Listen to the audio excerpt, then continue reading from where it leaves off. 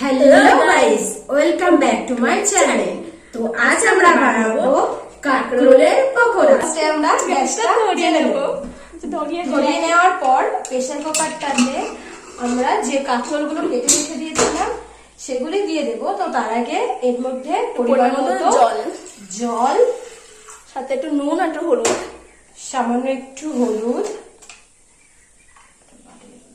আর কিছুটা নুন এর মধ্যে দিয়ে দেব। দিয়ে নেওয়ার পর যে কাঁকরোলগুলো আমরা কেটে রেখেছিলাম সেগুলি এক এক করে এর মধ্যে দিয়ে দেব।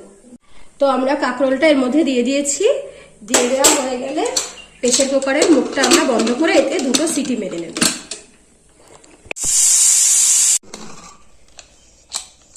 তো এই যে আমাদের সিদ্ধ হয়ে গেছে কাঁকরোলগুলো, এবার এগুলোকে ছেঁকে তুলে নেব।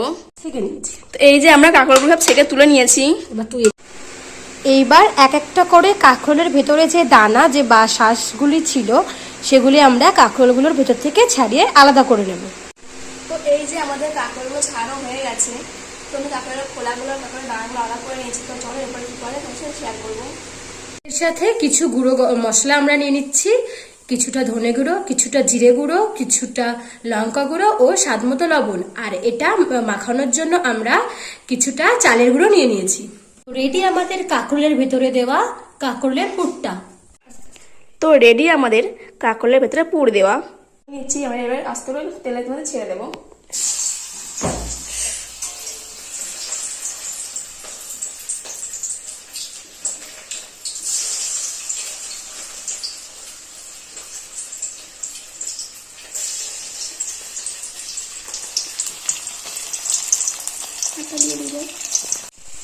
এবার এক এক করে আমরা কাঁকরোলগুলোকে উল্টে নিচ্ছি।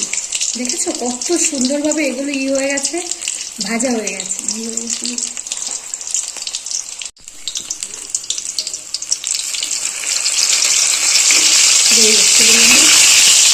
এবার পকোড়াগুলোকে আমরা মধ্যখান দিয়ে এরকম ভাবে কেটে নেব।